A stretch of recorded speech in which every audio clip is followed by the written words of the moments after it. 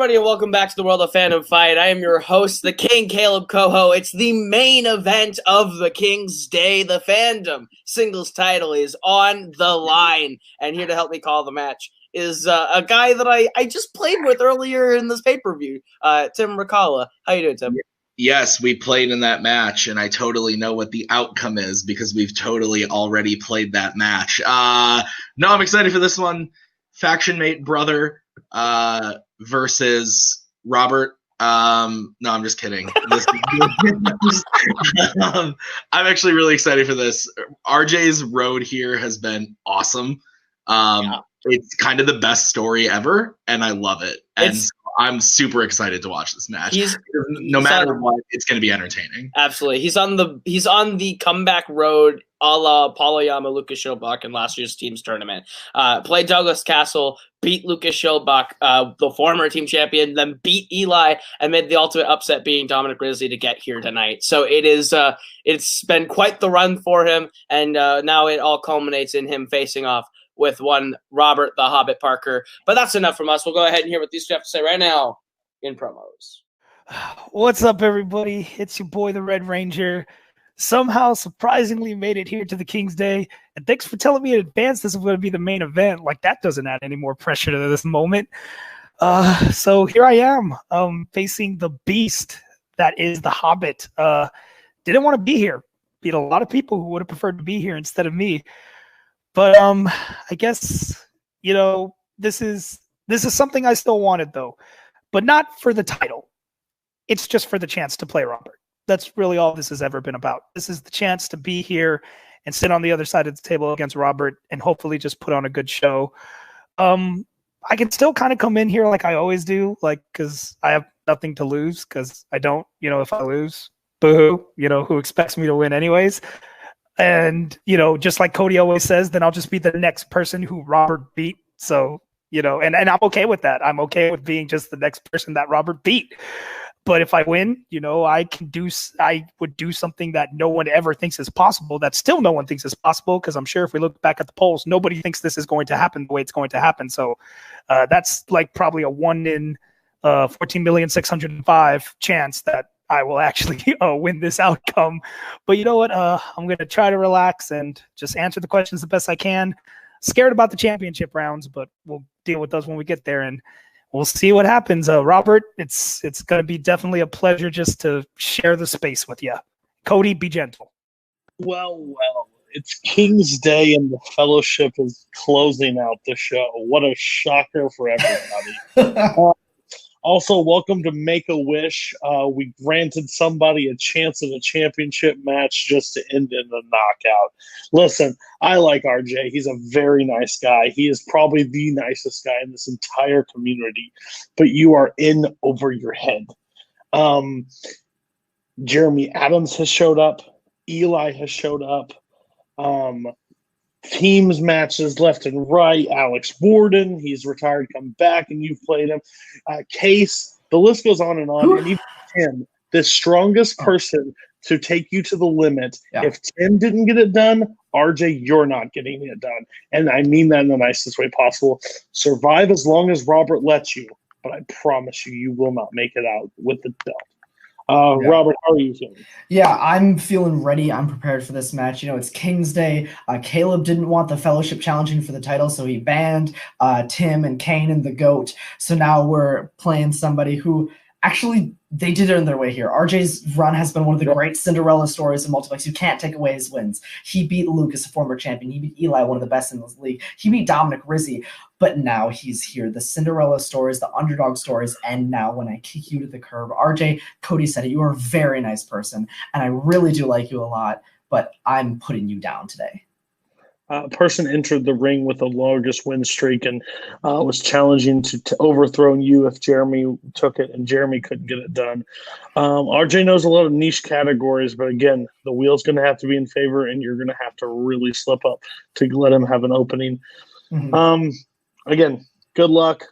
King's Day sucks, but the greatest news is we'll be the victors at the end of King's Day, so Absolutely. Can this be Fellowship Day? Yeah, Right? yeah. Let's just change it because we're the best in this entire community. So Absolutely whatever. correct. I've been champion in Fandom since day one, and I don't plan on losing that on a day that's dedicated to Kaleb Koho. Good luck, RJ. You're just going to join the long list of people that have lost to Robert the Hobbit Parker. Well, Kaleb. Those were some fire promos, Tim. Yes. My favorite part of those promos were when they said, "Could this just be Fellowship Day?" I like that part. My favorite part of the promo is when they said it's a day dedicated to Kaleb Koho. I don't care if it was said before or after. That was a true fact that I enjoyed very much to hear out of Cody Newberry's mouth, is that it is my day. Go fuck yourself. But we'll go ahead and we can start this match. All right, we'll get the competitors in, and we will start this with how round number 1 works. And it works like this. It works like every other round 1. You're going to get 10 questions with 1 point apiece from 10 different areas within the realm of fandom fights. Should you get all 10 questions correct, you'll be issued a bonus question. You have 3 repeats for the entirety of the match and a challenge rule. Any questions, gentlemen, as we get into round number 1? Yes, sir. I just would like to affirm that I agree with everything Cody said. It is on the record. All right, Tim, go ahead and give them their first question. All right, guys, your first question is going to be in the category of Fandom Oscars. Great start. What was the first Fandom film to win the Oscar for Best Cinematography? Did you know that I have won the Oscar for Best Cinematography? It was, I believe, I was there on the day when they awarded it to you for a Fandom match that you had shot via StreamYard. And they said it was masterful work. 5, 4, and you didn't thank me in the speech, and I was pretty upset. 2, 1. Hands down, we will start with Robert. What are they in Fellowship of the Ring? That is incorrect. Going over to RJ. Everybody look, Lloyd made it to a championship match. Wait. No, he is correct. Robert, you are correct. I read Return of the King. It is Fellowship of the Ring. It is Fellowship of the Ring. I was like, wait, what? I was like, I wait, read what? Return of the King because I'm an idiot. No, I was worried that he didn't have the right thing on his board, which is why he said incorrect. So I was like, wait, what? All right. It is Fellowship of the Ring. You are correct. All right. Your second question comes in the category of Star Wars. In The Phantom Menace, Obi-Wan kills Darth Maul with what color lightsaber? Gotta give him ease up on the gas a little bit after that one. I know. It's because I've had 17 beers today. Oh, wow. Well, 5. 4. You could call that an all-time low. 2, 1. Get out of here. Pens down. We're going to start with RJ. I'm sure this was a trick question, but I might have fallen for it. I said green. That is correct. And Robert? Oh, okay. That's correct. All right. All right, guys. Your next question is going to be in the category of James Bond. Nope. Oh, jeez. What country does Bond infiltrate at the start of Die Another Day? You like this franchise, right? I hesitantly am okay with this franchise. That's the most correct answer you could give. 5, 4, 3, 2, 1. Pens down. We will start with Robert. Was that the North Korea one? That was the North Korea one. And RJ? I just said Czech Republic because I haven't seen a James Bond movie ever. All right, that is incorrect, but we move on, Kaleb, to the next question. Your next question is in the category of fandom quotes. Finish the line from Batman v Superman, Dawn of Justice. If God is all-powerful, 5 words.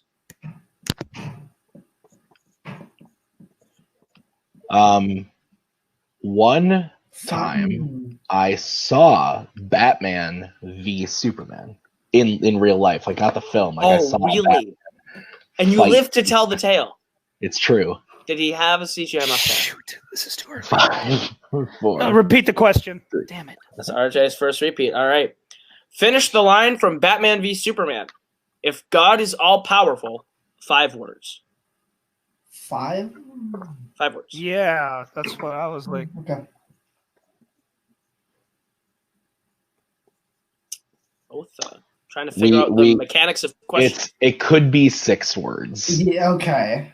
You're fine. You're fine. I think I'm on the same page. Yeah, I think me and Robert are on the same page. Brzakala coming in here to 5, cover my grammar. 4. Kaleb Damn it, Koho wrote this question. I had to freaking repeat on that too. Robert. He cannot be all good. Cannot as And two Kaleb words. Koho had cannot as one word. Okay, so RJ. cannot is 2 words. Oh, I was on the wrong page. I said then he can't be all good. I thought he Yeah. said then. No, I can't. That's why I do thought then, it was but the he yeah. cannot be all good. Is what we were Yeah. looking for. No, it's okay. Yeah, that's what I was wrong. And All right. fun fact: can't do English or math, as confirmed today. This is true. Guys, your next question is going to be in the category of Disney animation. In 2019's The Lion King, who voices Rafiki? I love that this is a Disney animation question. Much to my dismay, yes it is. I like that it is. That makes me happy. I'm glad that Cody somewhere having an aneurysm that we even mentioned this movie. 5, 4, 3, 2, 1. Pens down. We will start with RJ. No, I can't remember his name. And Robert? John Caney. That is correct for one point. That's what it was, Katie. I couldn't remember the first name. I was like, it's something with a K, but it's the last name. Your next question is in the category of Fast and Furious. Oh, joy. In Hobbs and Shaw, what is the name of Shaw's ex-flame who the crew goes to see in Moscow? Nope. Oh, that's rough. How much do you want to bet Robert's writing John Lithgow? I will put my entire non-existent reputation on the line that he wrote. Unless he knows the answer. 5, Unless he does. We'll see. I saw this movie once with Kevin. 2, It was a grand old time. 1. Pens down. We will start with Robert. Isa Gonzalez. That is the actress that is incorrect. I know. And Robert. Or RJ. I just put Anya because it was the most Russian thing I could think of. Looking for Madame M. Madame M. Sure. Of course it is. All right, guys. Your next category is the category of Jurassic Park. In Jurassic World, what is the code number for asset out of containment? You know that? Brzakalas and the Jurassic Park franchise. You love them. There's one Brzakala. That's true. That is true. I like one or two movies in this franchise. The rest. You tolerate them. 4, 3, 2, 1. Pens down. We will start with RJ. 13. That is incorrect. And Robert. I heard Bryce Dallas Howard yelling 19 at me. That is correct. Wow. That is correct. Big pull. I knew it was a T and I couldn't pick the right one. Your next question is in the category of the MCU. In Iron Man 1 and 2, what is the name of the element that makes up the core of Tony Stark's arc reactor? I have an arc reactor. Did you make it in a cave with a box of see scraps? it? No, thank you. Okay, sorry. My bad. I might be wrong. 5, 4, 3, 2, 1. Pens down. We'll start with RJ. Palladium? That is correct. And Robert. Palladium. That is correct. See, people, I know some things. All right, guys. Your penultimate question is going to be in the category of Rocky. Oh boy. In Creed, how many rounds does Adonis Creed's fight with Ricky Conlon last? Oh my Brutal. god. He says as he writes down the right answer. We each take sips of various liquids of varying degrees of alcohol. You're drinking brisk. 5, Yeah, it's true. 4, I said varying degrees. 2, 1. 0% to 100. Pens down. I don't remember who we're starting with, so I'm going to go Robert. with RJ. All right. I'm gonna get R. 15 also John Lithgow. 15 is incorrect. And RJ. I said 12. 12 That is is correct. Oh, 12 is correct. Nice. The full 12 rounds. And your final question comes in the category of Marvel. In Men in Black 3, J and K track Griffin to a baseball stadium belonging to what team? Robert thought he knew where we were going, and he immediately wrote and erased an answer. I did. It's my favorite scene of this movie. That happens way more often than it should. For me, at 2. We really think you know where the question's going. 4, 3, 2, 1. RJ, we will start with you. The Mets? That is correct. And Robert. The Mets. All right. And so at the end of round number 1, Robert holds the lead 8-4. So still a close game. Kaleb, tell them how round 2 is going to work. Absolutely. Round number 2 works like this. You're each going to get a chance to spin from the lovely wheel from wheeldecide.com. If you like the category you land on, you are going to get 5 questions worth 2 points apiece. You can opt to multiple choice, but it devalues the point down to being worth 1. There is no spinners or opponent's choice on the wheel as per the champion. However, if you don't like the category you land on the first time, you can spin again, but you are stuck with it every land on the second time. Robert has all 3 repeats. RJ has 2. Any questions as we get to round number 2? Can I get In the Cody words here? of Yes, Mr. Newberry is on standby. That man All was right. drinking brisk tea. As Clay Gallagher. in the words of Robert Parker, this wheel is brought to you by Victoria's Secret. Limited time free tote with a $75 purchase. And we are getting absolutely no money from Victoria's Secret. You should. All right, so the categories on your wheel today, guys, are going to be Studio Ghibli, Disney Animation, Scores and Soundtracks, Fandom Oscars, Jurassic Park, DC, Marvel, DreamWorks, Middle-earth, and Wizarding World. Robert, you are in the lead. Do you want to go first or second? I'm thinking first, Cody. What are you feeling? Let's go crazy. Yeah, let's put some pressure on. Let's go first. All right, so Robert, you are going first. Your spin is away, and it lands on Scores and Soundtracks. Would you like to keep that or spin again? I don't want Ghibli, man. Yeah. But I can do better in other things. Sorry. Let's get nuts. I'd rather respin and keep the data on there for him. Let's That's respin. fine with you. Go for Let's it. respin. All right, spinning again, and you are stuck with Wizarding World. Let's Just go, inches past. boys. All right. That was crazy. That was Just insane. Wow. All right. Robert, your round 2 questions in the category of Wizarding World. First question. I'm just gonna take a nap. In the Chamber of Secrets, what is Harry and Ron's punishment from Snape after crashing into the Whomping Willow? Well, he thinks they should be expelled, but they're not in his house. So, expulsion, I guess? Correct for 2 points. Okay. All right, your second question in Wizarding World. In the Goblet of Fire, according to the riddle inside of the egg won in the first task, what can't the mer people do above ground? Sing. That's correct for 2 points. Your third question. In Fantastic Beasts, The Crimes of Grindelwald, how long has Grindelwald been in prison at the New York Ministry of Magic at the start of the film?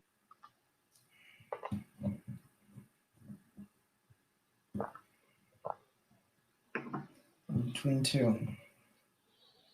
That's what they all say. 6 months. That is correct for 2 points. Who's that or 9? Your penultimate question in Wizarding World. What is the first Wizarding World film that we see the character of Ginny Weasley in? Sorcerer's Stone. Harry Potter and the Sorcerer's Stone. That's correct for 2 points. And your final question in Wizarding World. In the Deathly Hallows Part 2, what does Harry find inside of the golden snitch that Dumbledore left him? The Resurrection Stone. That's correct for 2 more points and a clean sweep of round number 2. All right, so with that, we are going to bring up the wheel again for RJ. Good job. I like that we added Cody back in there. Thank you, Cody. Just in case it gets Just in case something Well, happens. there's no opponent's choice. Oh, I'm yeah, here there for- is no I'm here for opponent's good choice. looks. I'm an idiot. All right, RJ, there you go. Your spin is in. It lands on DC. Would you like to keep it or spin again? Keep it. He's saying hell I no. cannot hear you, RJ, if you're... He's muted, but he is saying hell no. I muted my mic, but He's hell saying hell no. no. Yeah. Spit it again. All right. Okay. Phantom Oscars. You have to keep this, and it's going to land on Fandom Oscars. Oscars. All right, RJ. Mhm. I will give you your questions in Fandom Oscars. Coolio. All right. You might want to take Take Cody out first. Yes, I do, of course. Take him out with a shotgun, All right. a dinner, one of the 2. RJ, your first question in Fandom Oscars. What was the Yeah. last fandom film to garner an original screenplay nomination?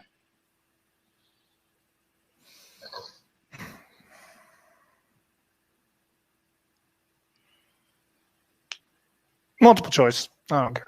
Your multiple choice options are A, Coco, B, Zootopia, C, Inside Out, or D, Up.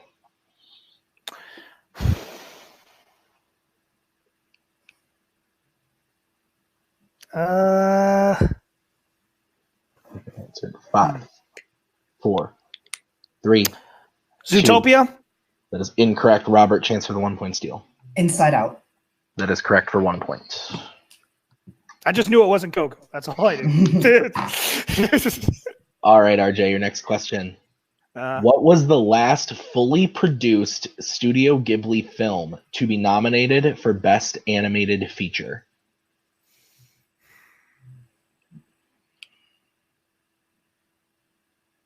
Wind Rises? That is Or The Wind Rises? That is incorrect. Robert, chance for a 2 point steal. What was the name of that 2014 one? I don't want to screw this up. When Marnie was there? That is correct for 2 points.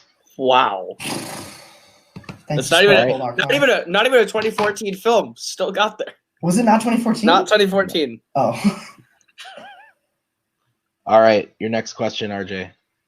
What James Bond film has been nominated for the most Oscars?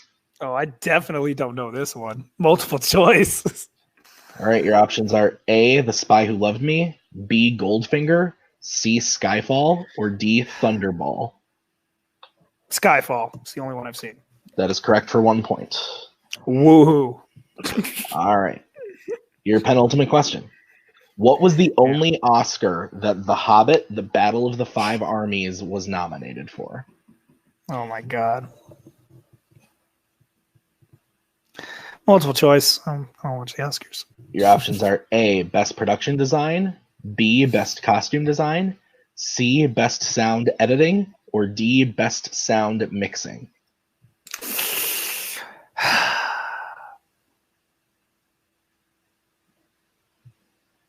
Sound editing? That is correct for 1 point. Okay. All right, and your final question in round number 2, RJ. What Oscar did 1989's Batman win? Just multiple choice because I know Robert knows it. That I'd rather him only steal 1 point. A, Best Original Score, B, Best Original Song, C, Best Sound Effects Editing, or D, Best Art Direction. Best art direction. That is correct for 1 point. That's the one that became production design, right? Yeah, Correct. it became production design. Yeah. All right, so at the end of round number 2, Robert holds the lead 21-7, but anything can happen as we get into the filmography round. Round number 3 works like this.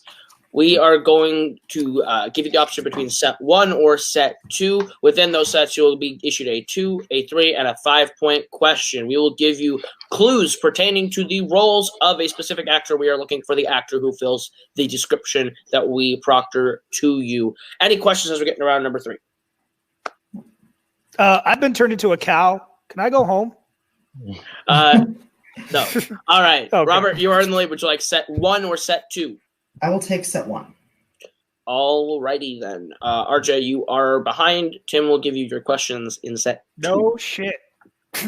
All right, RJ, Yeah. your first question in the filmography round. Of course. Who plays a Bond baddie and a ghost pirate? Javier Bardem. That is correct for 2 points. Nice woman. The one Bond movie I've seen saves me again.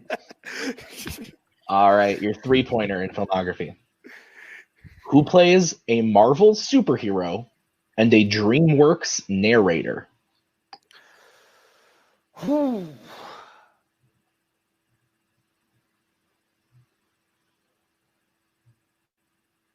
Damn, now I got to think of narrators. We are going to need an answer in 5, 4, 3, 2. Nicolas Cage. I'm sure that's wrong. That is incorrect. We are looking for Tobey Maguire. Oh, I Chris literally Pine? wanted to say. Chris Pine also. Let's not. Sorry. That's It's- the first I one that I literally- thought. I didn't mean to. I literally wanted to say Tobey Maguire, and I fucking slipped. Like, damn it. We would have accepted either, but the one we were looking Should have for Chris was Pine, Tobey yeah. Maguire, Yeah. All right. So, RJ, your 5-pointer in filmography. Yeah. Who plays an alien scavenger and a villain's personal assistant?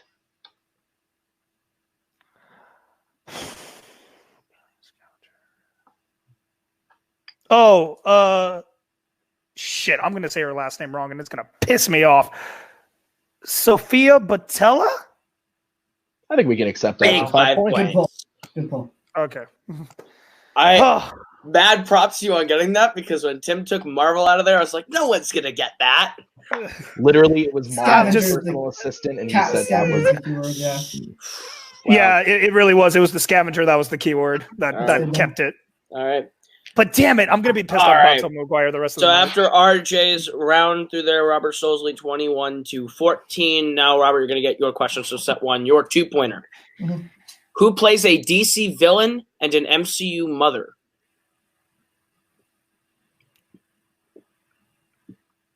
Oh, Michelle Pfeiffer. That's correct for 2 points. All right, your 3-pointer. Who plays an Enterprise crew member and a Star Wars junk trader? Simon Pegg. Correct for 3 points. And your 5-point question. Who plays a Fast and Furious family member and an animated auto shop owner?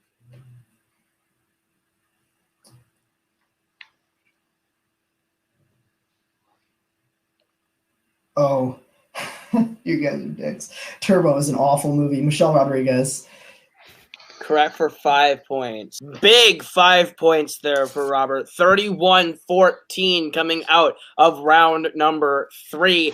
Anything can happen as we get to round number 4, which is the deep cuts round. It works like this. We are bringing back another wheel with every fandom category on it, with the exceptions of Oscars, quotes, and scores. And there is a corresponding movie to that category. You spin the wheel, you land on it, you can keep that movie. Robert, you're in the lead. You will be able to respin if you do not like the category you land on the first time. Any questions as we get into round number 4? No. All right, then the spin Caleb. of the wheel is away. Yes. Can I read the questions on this? Yes. Okay. All right, guys, your spin is away. I forgot to mute the wheel. That's no big deal. We can't hear you guys. It's Disney animation. Robert, do you want to stick with Disney animation or spin again? I know he's not going to take it. Yeah, let's respin that boy. All right. Respinning that boy. And we are landing on Rocky. Ugh. Here we go. Rocky. Your film is Rocky 2. Oh, neat. Okay. Damn it. You might want to put Cody away, by the way. Why couldn't it be Rocky 4? Your questions are going to be from Rocky 2. Deep cut. Here we go. Your first question. The film opens on what day? Like a date? The date. What is the date of that the film opens on? I don't need the year. I just need the month and day. Oh, damn it. Shit. 5, 4, 3, 2, 1. Pens down. We will go to Robert first. December 25th, did they fight on Christmas? That is incorrect. And RJ. I put November 2nd because fuck everything.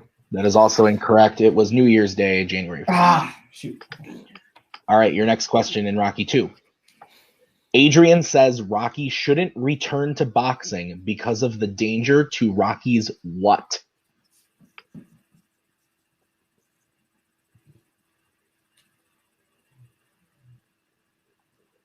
All right.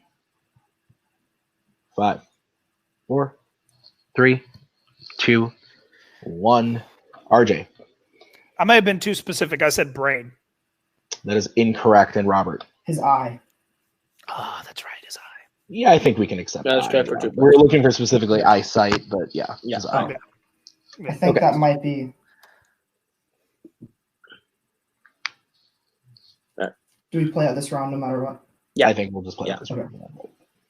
All right. Yeah, I see what he's getting at. Yeah. Your next question in Rocky 2.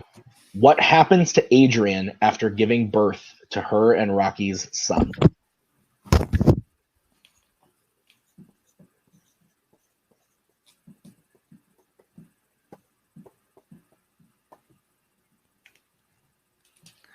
All right. 5, 4, 3, 2, 1.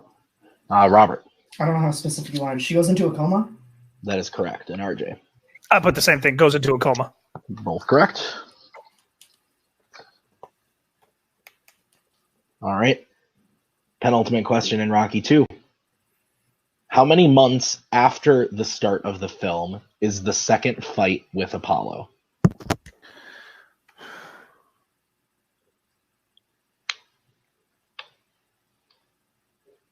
It's intense. This has been a great match.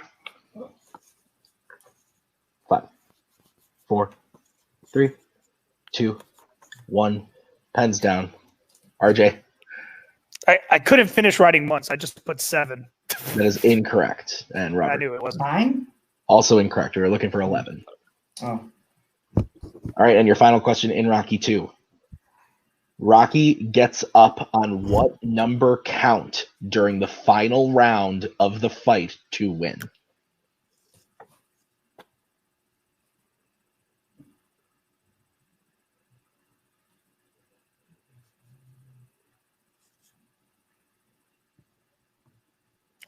Five, 4, 3, 2, 1. Robert. 8. That is incorrect. And RJ. I also guessed 8. And your winner, and still Fandom Fight Champion of the World, Robert the Hobbit Parker. The answer was 9. What a game, Tim. A knockout once again for Robert Parker. Yes, this was a match. It was exciting, fun-filled, family fun. And I think it was a good time. Yeah, I had fun. It was a good match. I liked it. Absolutely a solid match. We'll go ahead. We'll get some post-match thoughts now with our competitors. We'll go ahead. We'll start with our loser, unfortunate, our challenger, RJ, today. RJ, you made it to the big game. You hung in all the way to round 4. How do you feel? I mean, what can you do? My round 1 was abysmal. The only way I could have made it up to make it to round 5 would have been in round 2, and I got Fandom Oscars. And everyone here knows that I suck at that category. Like, there's a reason it was on the wheel, and it was because if I got it, it was going to be, the end of everything. But I still don't regret spinning away from DC because I'm not as strong as DC as I'd like to be, especially for a match like this.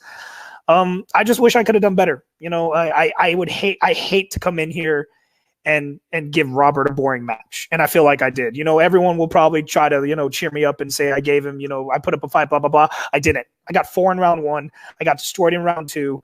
Round 3, okay, I did better than I thought I was going to do. I'm still pissed off that I missed that 3-pointer because I wanted to say Tobey Maguire, and then I brain farted and said Nicolas Cage. And then I got Rocky. The round 4 maybe could have saved me, but we got Rocky. And, you saw even Robert didn't do as well in Rocky, as well. So it was like he was just too far ahead that it wasn't going to make a difference unless I got a category that I was very strong in and he didn't feel confident in, which is maybe one category. But, so what? I'm 8-4 now. Like, whoever thought my record would look that pretty? And, I'll still be up there with some of the people who are way better than me. Maybe I'll finally get to play them. I don't know, but we're just going to see what happens after this. But, I just want to say it was an honor to play Robert here. Just wanted to give him a good match. I hope he thinks I gave him at least something. I don't think I did, but we'll see what Robert has to say about that. I mean, no one can take away from the fact your run to get here means you deserve to be here, and you played the game that you did. It's maybe not the best game you could have played, but you played. That's more than most people can say in the singles division, especially when coming into the ring with Robert Parker. You also took him to the end of round 4, which a few people have failed to do. So I think there's stuff to hold high. Though you're not walking out here with a physical belt, I think the win here today, I think is that you got to be here. That's the win most people will be playing Robert. Absolutely. With this does bring an end to the Fandom single season. Is there anyone you're looking to try and play next season coming back, or? Just honestly, all the people you suspended because they're all the other people at the top who I just haven't played yet. Everyone else who's at the top, I've played against and I've played with, and I'm just looking for, new challenges. I don't expect to beat them, but it'd be fun just to play them to see how I stack up. So, Kane, the Brzakalas, bring it on. I'm sure they're still going to beat me just like Robert did, but it'll be fun to play them. Fair enough. Well, I'll talk to. I'm sure I'll be hearing from McMillan in 30 years from now when he decides to get out of Disney, but we'll see. Right. We'll go ahead. We'll go talk to the not the challenger, the champion, the still champion. Fuck you, Caleb. Like, God damn it. All right, let's do this, guys. He won't say a word. By the way, I'm sorry. I want to say something real quick. RJ, I like you a lot. RJ didn't go to the end of round 4. It should have been early, but Caleb, apparently we want to play out the whole match. So that's fine. Whatever's been said, that's cool. The match is over. Again, RJ, hats off to you. You're a great guy. There's nothing against you. I don't like this isn't one of those matches that I'm excited for at the end. Like, I'm excited when we knock out Case. I'm excited when we beat Alex. I'm excited when we beat Eli. But the Jeremys, the RJs, I don't feel like super excited when we beat them, because I know they worked hard to get up to the spot, but the spot is it's been like this since the start of Fandom. It will be like this till the end. Until Robert goes on to his own wherever he wants to go. As long as he's defending the belt, it's going to be the same outcome. You can't, unless it's one of us fellowship members challenging him, it's not going to be an easy road. He puts in the work, he puts in the time, and we knew filmography. Hats off to RJ. That was a great pull. I did not expect to do as well in filmography as he did. That was very good. To happen. I expected to be over after round 4. After 3 because of filmography, and you proved it. But hats off to you, Robert. I'm super happy for you. We close out Fandom for this year the same way we closed out Fandom last year, champions.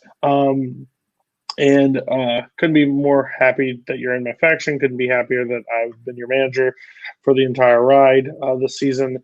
It's been ups, it's been downs, it's been hard because I've had to battle between both of you guys being at the top. But great performance today. I think this is one of the best matches you've played, honestly. Rocky 2, I know that's going to... I've seen that movie once. I know that's going to ding the average, the percentage, accuracy. But other than that, across the board, it's literally almost... You scored, 8 in round 1? Yeah. I think that's the highest title match. 2, perfect in round 3, and then you never had to answer round 5. So hats off to you again. Clearly, if we could just give the fellowship the overall player of Fandom the award, because I think we all have the most impressive record. But Robert, you're the champ, so I'll let you have the floor. Yeah, I just want to say that I would not be where I am knowledge-wise or in this division or in this league without especially these two guys, but really the whole of the fellowship. This is a win for all of us because screw Kaleb Koho and King's Day. But realistically, I would not have been pushed and driven to do the studying that I do, to do the polls that I get, to play the matches, to strategize, to really fight for it without the motivation from Cody and Tim and the rest of the fellowship. So I just wanted to thank you guys a lot. It means a lot, you guys in my corner. And I will also say this, as somebody that has literally been in more Fandom calls than besides the hosts, hats off to Tim Brzakala and Kaleb Koho. Again, regardless what Koho is, he's a douche nugget. I can't stand him. But this division is absolutely probably the best in these leagues. And I'm not saying that from an admin perspective. How the writing has improved over the time since you and Tim joined up. And that was nothing against Kane. Kane was busy. Tim stepped up. That we closed out the season. You guys did an amazing job with this match. I thought this was one of the best written matches I've seen across the board. So hats off to you guys for a great season, even though it had to end with a King's Day as a title, as the thing, which is the most disgusting thing ever. But hats off. RJ, again, hats off to you. You showed up. You competed in a match that you were right. The polls were against you 100%. They were probably not in favor. And you prove time and time again that don't underestimate you, because you have the potential to actually compete. You scored the same amount of scored more points today than some people have fought against Robert before. So you literally have to hold that. Yeah, you proved that you deserve to be here. You absolutely proved that you deserve to be here, which is more than some people have done in different leagues and different title matches. So thank you. for being a great end of the season. But yeah, this has been fun. This season has been great for Fellowship and Fandom. Fuck Koho, Chicago. All right, well, that's going to wrap up those post-match interviews. Robert, still the champ, 5 knockouts, 9-0, extends the win streak record. Record's broken. Fuck off, Fellowship. But hey, RJ, you played a good game. But you know what? That's going to wrap up the King's Day event. Thank you all for watching. Fuck up. God, you are literally the most obnoxious human being I've ever met in my life, and I fucking live with the Hobbit's sister and the Hobbit and Cody and Kane, and they're all loud and obnoxious all the time, and you're literally more obnoxious than them. Shut the fuck up. I don't know where that came from. It's been a long few months, Kaleb Koho. Yeah. I believe there's somebody that wants to say something. Hello, this is me. It's been a minute. But yeah, I decided that today is Mickey Mouse's birthday, so I figured I'd make an appearance today, because that's what I should do, because I'm a Disney show, as all of you guys should know. But yeah, so I'm actually here for a legitimate reason today, and that is to say that I think it's time to come home. I think it's time to come home. Not for the reason of me not liking it here, or it's time for me to go home because I'm supposed to go home. But no, I think it's time. I got the bags packed because I need to go home to go deal with something. I got to go deal with this kid named Kaleb Koho. A lot of you guys know who he is. I hope you do. But I have to go deal with him simply based on the fact that, frankly, the man's out of control. 3 months ago, I came down to Florida, as all you guys should know, to go work for Disney World. And frankly, since then, Kaleb has been out of hand. He panned the Fellowship, which I'm like, all right, sure, whatever, you do you.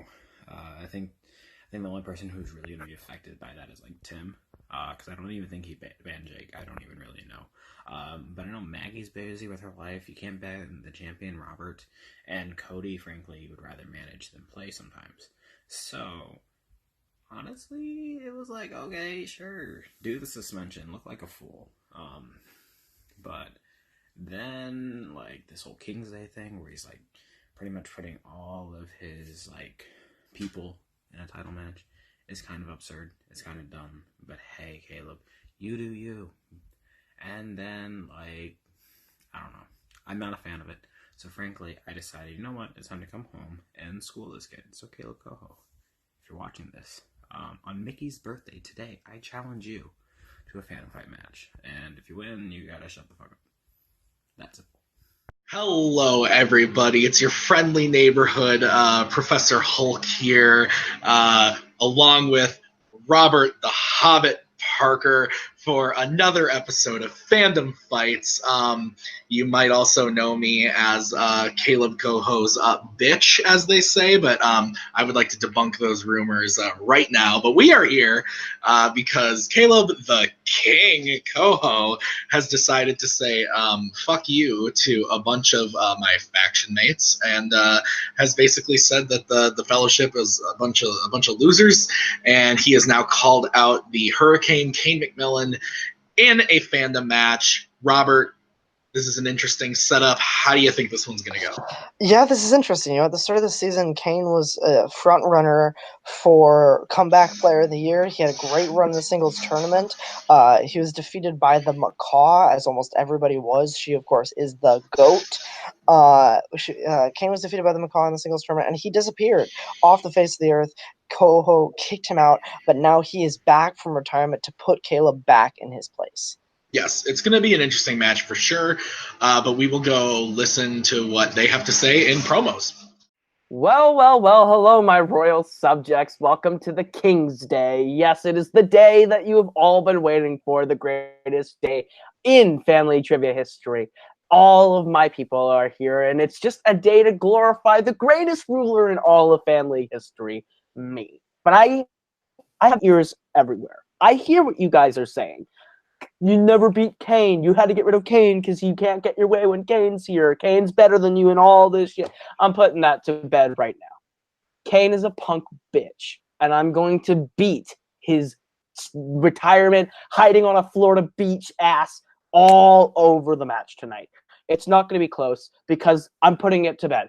I am the better head of Fandom. It's always been my league. Kane, I'm going to ruin your whole world, and I'm going to put you back into retirement because I just pulled you out to show why you shouldn't be here in the first place. It's a mad, mad, mad, mad, mad world, baby, and you're all just living in it. It's the King's Day. All hail the King. Well, we're at King's Day, whatever the fuck that means. More like the King's beheading. Congratulations, you picked the person that you can't beat. You faced me in that singles tournament, and I beat you. So now you think you're going to beat my client? That's really cute, Kaleb. You had to make a whole day about yourself because the entire Fandom season's already about you. So you had to make the special day because your players can never actually contend for anything of importance. So you made a day to have them all on display. And you're all still surrounded by fellowship because that was my stipulation to this match. So enjoy losing on your own day. And Kaleb and Kane can go back to the beach after this is all over because this wasn't worth his time to begin with, and it's going to be a real short match. How are you feeling, Kane? Honestly, I'm like pissed off.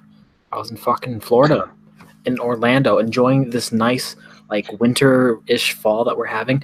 But I had to come back to Michigan just to play this punk ass kid who can never seem like nothing is ever enough with him. It's annoying as hell, and he has to ruin everyone's life. And I don't know what happened with Tim.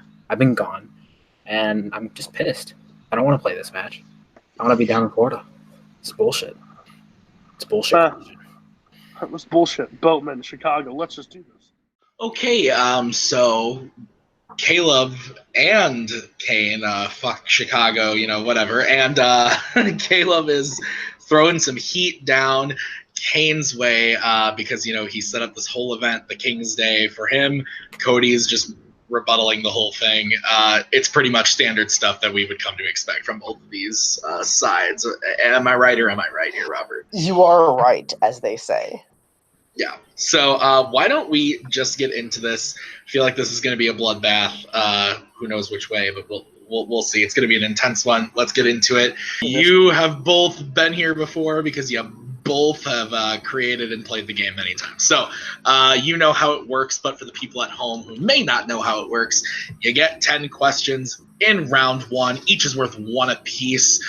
You get 3 repeats, 1 challenge rule. There's no stealing, none of that. Just answer the questions, write them on your whiteboard, show us the answer on your whiteboard, and we will award points. Do we have any questions? Why am I here? I don't know. All right. Get it over with. Let's get started with your first question. And your first question is going to be in the category of Disney animation. In Tangled, what birthday is Rapunzel celebrating at the start of the film? I do have a timer, by the way. You what? I have a timer. Oh, beautiful. I'll let you do that the whole time. 5, 4, 3, 2. I got you, brother. 1. Pens down, please. Let's start with Kaleb. I said 16. And Kane? It's always one or the other. I said 18. 18 is correct. Damn it. Kane, drawing first blood, as they say, Robert. It is what they say. Your second question in the category of Worlds of DC. In Man of Steel, Clark goes by what name while searching for his past? This is a movie that a lot of people don't like, and I am very in the middle on. Wish I could say the same. 5, 4, 3, 2, 1. Pens down, please. Start with Kane this time. Joe. And Kaleb? Fuck, I said John. He's right. Yeah, it is Joe. Kane up to nothing. All right, guys, your next question is going to be in Fandom quotes. In what Fast and the Furious film will you hear Brian say, "Dom, cars don't fly"? Have you seen any Fast and the Furious movies, Robert? I have seen all of them once each. Good for you. I'm proud Just of you. the once. 5, Proud. 4, 3, 2, 1, pens down. All right, starting with Kaleb. It's Fast and Furious 6. And Kane? I said Fast 5. Both are incorrect. It's actually Furious 7. Furious When they're 7. driving when out of they the are- building. Yeah, when they are in. Oh, you're right. Yeah, yep. Okay. I mean, I know I am, but that's okay. The All right. confidence out of Kaleb, though, was a good thing to watch. It though. was interesting Number for sure. 4, scores and soundtracks. Who wrote the songs and lyrics for Brother Bear? A forgotten Disney film, I feel. I really like this movie. 5, 4, the direct-to-video sequel isn't bad either. 3, 2, 1. Fucking yikes. Hands down. Okay, we'll start with Kane Phil Collins. and Kaleb. Phil Collins. Both correct. Kaleb finally getting on the board there. All right. Your guys' next question is going to be in the category of Wizarding World. In Harry Potter and the Order of the Phoenix, what is the punishment that Umbridge gives Harry for saying that Voldemort is back in Defense Against the Dark Arts class? This is my least favorite Wizarding World film. Harry Potter or Wizarding World? Oh, I'm sorry. Harry 5, Potter. 4, Harry Potter specifically. I'm so 2, sorry. Repeat the question. 1. Repeat the All question. All right. I got Using it. the, yep. Okay. Kane getting his first repeat. In Harry Potter and the Order of the Phoenix, what is the punishment that Umbridge gives Harry for saying that Voldemort is back in Defense Against the Dark Arts class? Yes, I meant to say Harry Potter films. But, In you know, 5, 4, foot in my mouth again. 3, 2, 1. Pens down, please. And we will start with Kaleb. I said he has to write "I must not tell lies" like 100 times, and it like carves it into his arm. That's very specific and very correct. And Kane. I was also being very specific. I said makes him write "I do not tell lies" like it carves into his skin. I just needed to write lines, but yes, you are both correct. All right, your next question. Your next question, number 6 in the category of Marvel. What famous actor does Deadpool read the Deadpool 2 story to in Once Upon a Deadpool? A theatrically released film. I'm wondering if I'm going to get heat for this. I'm glad Nope, this I've seen question's it. not being used on Cody. Oof. Something he doesn't. It's not good. I was I've worried not seen this that cut yet. 5, Cody 4, would be upset about that 3, one. 2, 1. Pens down. And we'll start with Kane. I hope this is his name, Tom Savage. Ooh. And Fred Caleb. Savage. It is Fred Savage. I think Tom Savage might be a football player. All right, Caleb, closing the gap, as they say, Robert. All right, guys, your next question is going to be in the category of Fandom Oscars. Batman Begins was nominated for what Oscar? Both players furiously writing on the board. Mhm. They might as well be in a Fast and Furious film. They could, yeah. Caleb started out a little bit rough, but has started to gain momentum back. Will this help him in the match? 5, 4, 3, 2, 1, and pens down. And we will start with Caleb. Best cinematography. And Kane? I said sound design. That is incorrect. Unfortunately, it is cinematography. So Caleb, with that, ties the game at 4. Tie game with 3 questions left in this round. Your number 8 is in the category of DC. In Superman Returns, Lois wins her Pulitzer Prize for what scathing article? Good use of the word scathing. I pride myself on when I can use the word scathing. That's that word that needs to be used in more everyday conversation. 5, 4, 3, 2, 1. Pens down, please. We will start with Kane. I was trying to write "The world does not need Superman," but the world does not need Soot. Yeah, and Caleb. Why the world doesn't need Superman. Yes, that is correct. And yeah, Caleb gets the point. Yeah. Unfortunately, Kane did not finish writing it. Did not use the repeat. Okay. Guys, your ultimate question in the round is going to be in Rocky. Rocky and Creed fight on what holiday in Rocky? I was born on a holiday. Were you? No. 5. Just trying to Four. make conversation. 3, 2. Sorry, I cut out there. I asked if you actually were or not. I don't think you were. Pens No, down. I was not. Okay, we will start with Kaleb. New Year's. And Kane, New Year's. both correct Wow, for a guys. point. Your final question then in this round is in the category of Bond, James Bond. What was Roger Moore's final film as 007?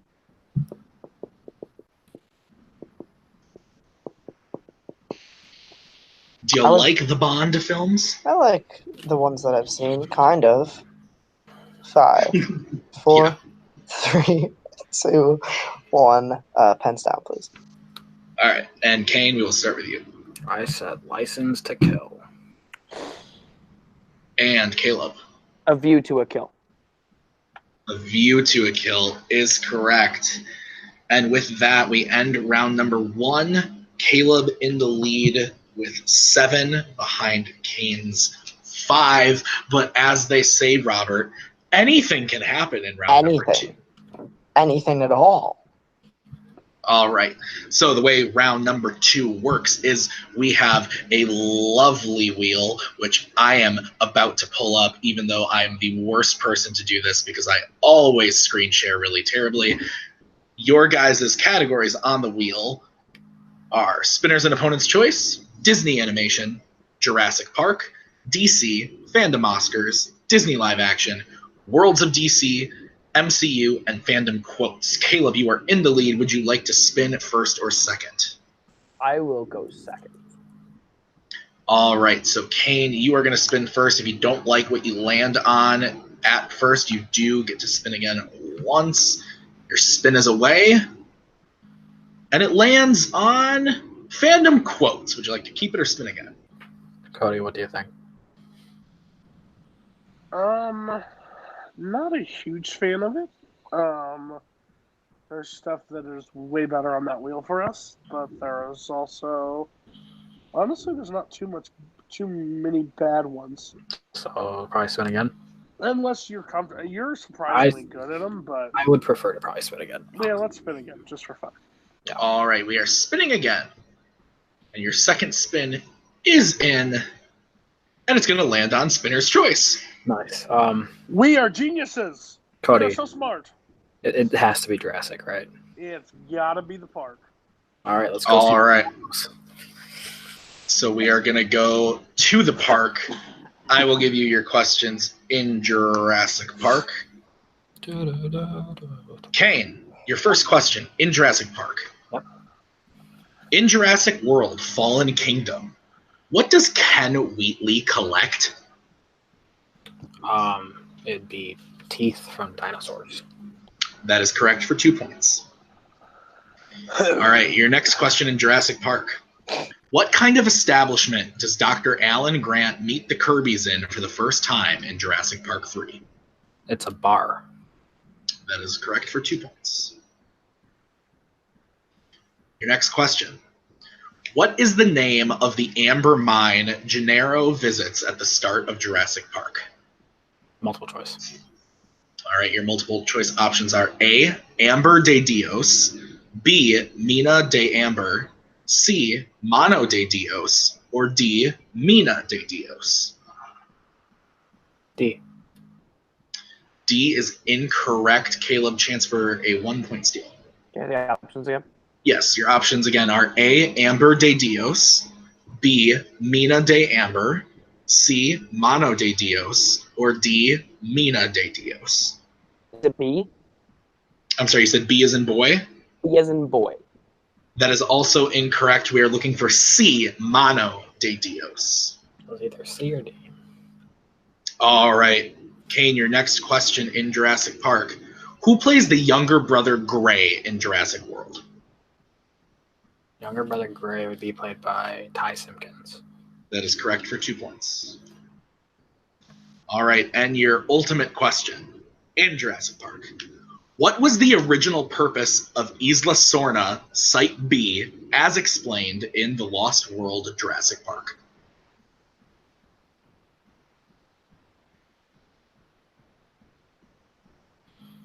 It's the island that, like, the dinosaurs would then mate and then have kids and then raise the young. I will accept that for 2 points. We were looking for specifically to breed the dinosaurs, but that's more or less what you said. So we will give that to you for 2 points. All right, so Kane coming out of his round is up to 13. But anything can happen, Robert, as they say. As they say, anything could happen. It's my favorite thing that they say. All right. Is it? Kaleb, your spin is in. Uh-huh. And it's going to land on MCU. Would you like to keep it or spin again? I'll keep that. All right, Kaleb. I'll ask you questions in the category of MCU. Here we go. What are the only 2 MCU films to not have a post-credit scene at the end of all the credits? The end of all the credits, you said? Yes. Okay, that's what I said. Okay.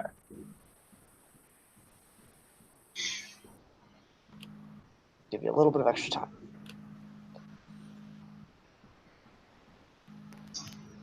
Gonna need an answer in 5, 4, 3. Repeat the question. 2. All right, your question again.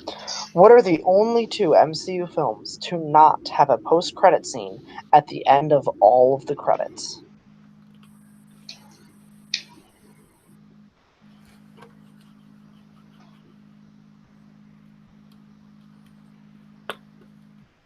In 5, 4, 3. Avengers Age of Ultron and Avengers Endgame.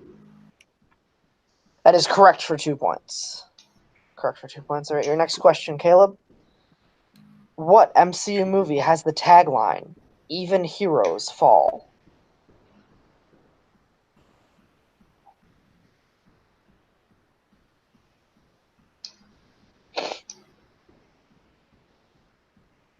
Looking for an answer in 5, 4, 3. Multiple choice. 2. Your options are A, Thor, B, Avengers Infinity War, C, Iron Man 3, or D, Captain America Civil War.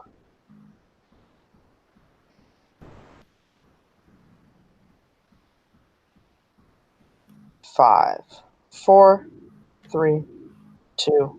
Iron Man 3. That is correct for 1 point. All right, your next question. What does the Grandmaster call Thor primarily in Thor Ragnarok?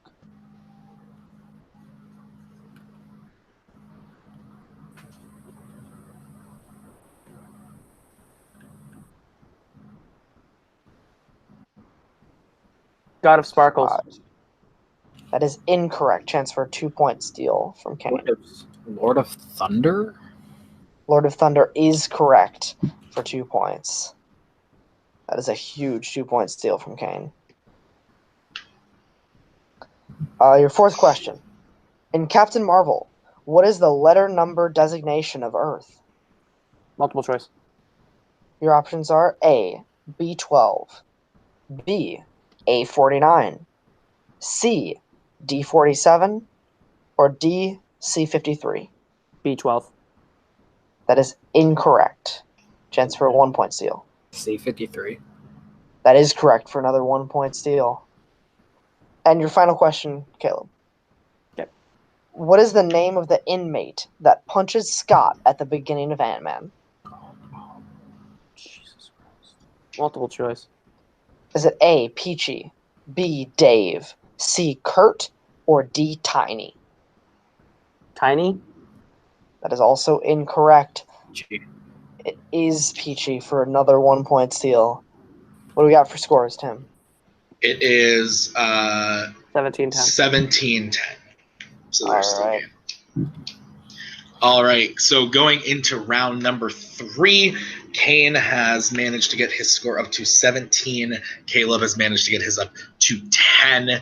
But once again, Robert, anything can happen as we get into round number 3, which is the betting round. So the way it works is the competitors can bet up to 2 points, 0 to 2 points, on a category. Once they bet their points, we will ask the question. If they get it right, they gain those points. If they get it wrong, they lose those points. Kaleb, Kane, any questions as we get into round 3? No, let's do it. Okay, guys, the first question, or category rather, that you can bet points on in round number 3 is going to be Pixar.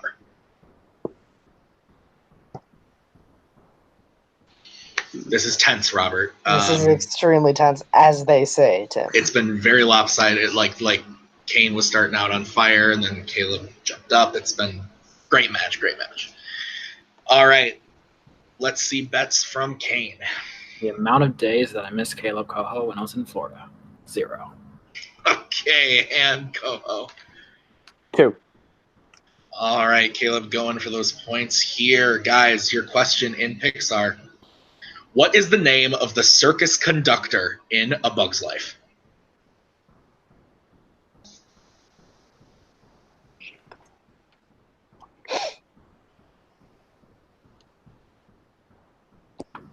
In A good movie. 5, 4, 3, 2, 1. Pens down. All right. Kane, for stats only, let's go to you first. It was Lil Nas X. It was not, unfortunately, in Koho. Isn't it PT Flea? It is PT Flea. Kaleb getting those 2 points. All right, your next question's in the category of Middle Earth. How would you like to bet in Middle Earth? We are 17 to 12. Is that correct? Currently, That a is 5-point correct. game. That is correct. All right, how many betting in Middle Earth from Kane first? The amount of days that I missed Kaleb Koho, 0. And go. The answer to the final question in the academic decathlon and homecoming, 0. Nerds. All right. Stats only round, my favorite type of round, because nothing happens. Yep. Your question, how many times does Frodo put on the ring in The Return of the King? I believe when I tested this question on you, you said, really? That is accurate. I changed it a little bit. A little bit. Just a little bit. In 5, 4, 3, 2, 1. Pens down. Kane, what'd you have for stats purposes? 3. And Koho? I said 1. 1 is correct. Fuck. All right, guys. The next category that you can bet points on is going to be scores and soundtracks. Scores and soundtracks. The anticipation here is killing me. It is, as they say, palpable. We're going to need bets in 5, 4, 3, 2, 1. Kane, what you got? I wrote, catch me, Joffrey, 0. And Koho. Watch me, bitch, 2. Okay. All right. Your question in scores and soundtracks. Who composed the score for Watchmen? You know that film, Watchmen. You can hear how hard all of the anger that Kaleb is using to just hammer his answer into the board. 5, 4, 3, 2, 1. Pens down, please. Stats only. Let's start with Kane. Hans Zimmer. And Kaleb. Tyler Bates. Tyler Bates is correct for Correct. 2 2 points. It's Kaleb currently now 3 points. correct. It's only down 3 points with 2 questions left. 2 questions in a 3-point game. Your next question is in the category of Jurassic Park. These are down how many we Put like to it bet. out. And I Put it believe out we of the just movie. saw the light leave Caleb's eyes.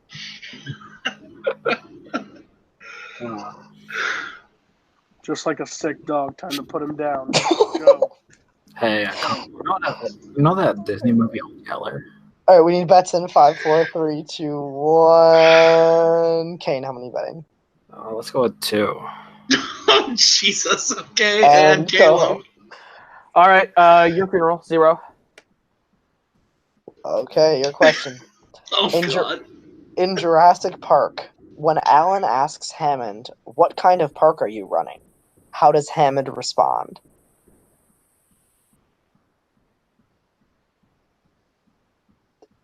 This is rough, Robert.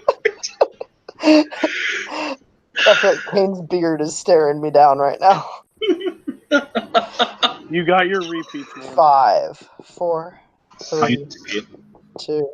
All right, using your second repeat. In Jurassic Park, when Alan asks Hammond, "What kind of park are you running?" how does Hammond respond?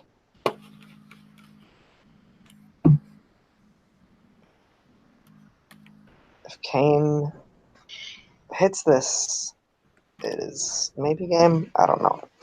5, 4, 3, 2, 1. Hands down. Kaleb, right. to you first. Yeah. I said run it back, bitch.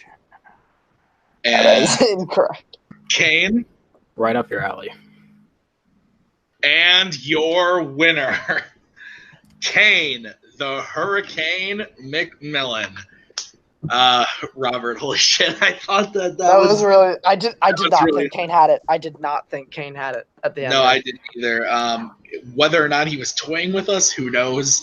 But honestly, hell of a match. Like, it really was, like I was saying, going all over the place in terms of who I thought was going to take this one. But it ended up being a lot closer than it looked like it was going to be. And Kaleb put up hell of a fight. I think that had it been pretty much any other category other than Jurassic Park there, this might be a different game. But it's fantastic. What do you think? Yeah, definitely. Both players got perceived strengths in round 2, but it's really interesting just how often certain categories have been picked. That certain categories like MCU, like you can love those movies and know those movies well, but we're scraping towards the bottom of that barrel with questions that can be asked in that category. So, and Jurassic Park, obviously, a category that's not taken too often. Either way, both players got some important steals, and Kaleb, man, that comeback that he was mounting was pretty damn impressive in that last round. Yeah, absolutely. So why don't we go talk to our competitors, starting with the victor, the Hurricane, Kane. Cody, you want to interview your client? Actually, I have a question for you, Tim. Yes, sir. Why are you his bitch? Why? Why? You don't have to be. I just proved today that the dude's a fucking peasant. He doesn't know his shit, and you don't have to listen to him. You can do whatever you want. You can be a free boy, man. You're a real boy. I can. You can. I want to say one thing is just I want to let the Hulk out. I want the Hulk to come out. I'm tired of this Professor Banner. I'm tired of this quiet Bruce. I want the Hulk. I want to see him reign. This man dragged me all the way from Florida back to Michigan just to whoop his ass in some trivia. I want to see the Hulk come out. Let me put it this way. Yeah. This is a classic. I will use 2 scenes from his famous Disney live action that he loves so much. This was just like Old Yeller. We put him behind the woodshed and took him out. And this is just like Cool Runnings at the end when they were so close and the bobsled flipped over and they had to end up in the hospital. Listen here, King, peasant. You welcome back to the common people because you weren't worth a damn for your little reign. We gave you a pay-per-view, and you shit the bed. So listen, Joffrey. Even Joffrey dies at the end in Game of Thrones. It's time for your reign to end. Fellowship is back on top.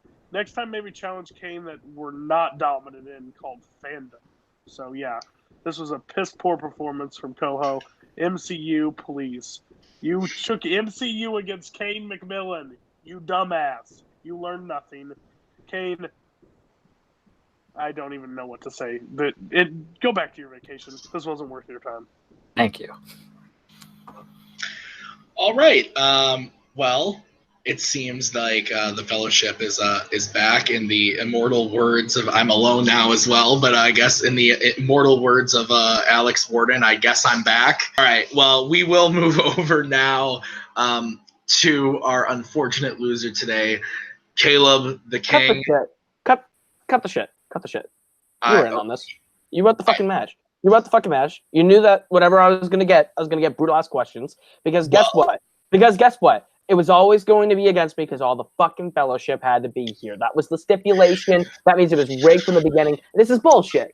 And it just means I'll keep going. I'll keep coming back. I'll keep making these events because I'm the king. I run this bullshit, I run this shit. You know what? Because I am the king and I run this shit, I'm going to do this. How about this? Cody, your faction, my faction, fuck it. Brooklyn, Nico, all of our factions. It's on. Game of factions. Let's do this. All the factions, all the divisions, all the matches. We're going to figure out which one is the best once and for all, because it's me. It is me. It's always been me. So sit your loud mouth ass back, okay? Because I'm done with it. I'm done with it. Fuck off.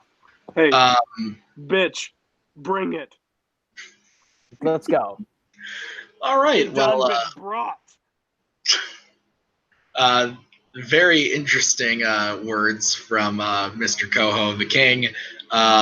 I'm left alone once again with him. I'm not sure what I will do. Robert, are you there? I'm a little scared. There you are. Thank you, honey, for showing your face.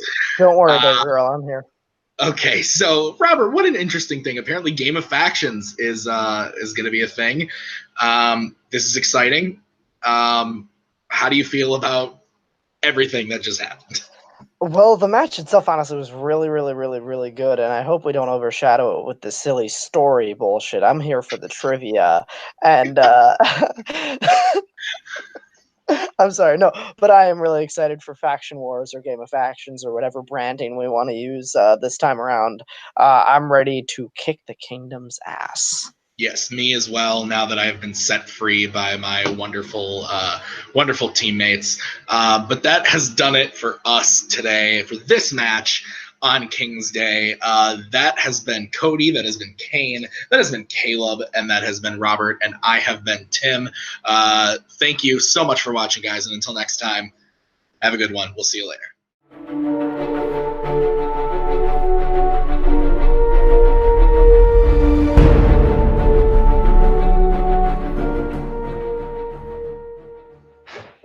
Oh man, we're here again in the same hell we've been living in for the last 2 years in this community. But I think something's changed, and hopefully I'm right. Jeremy's getting a little cocky.